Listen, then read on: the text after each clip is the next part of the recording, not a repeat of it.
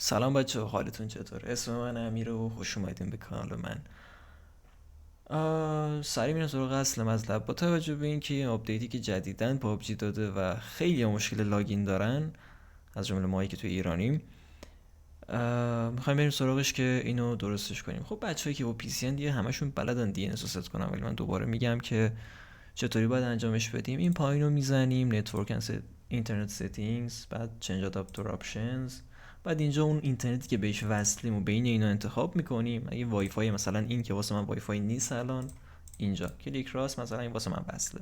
پراپرتیز میزنیم، بعد اینجا که باز میشه اینترنت پروتکل ورژن 4 آی پی وی 4 خودمون رو میزنیم، بازش میکنیم و این دی ان اسی که اینجاست رو وارد میکنیم. من هم با رادار تست کردم هم با الکترو، با هیچ کدومش لاگین نکرد با اینترنتی که من دارم. و این دی ان اسی که الان اینجا گذاشتم و به شما پیشنهاد میدم و امیدوارم که واسه شما جواب بده.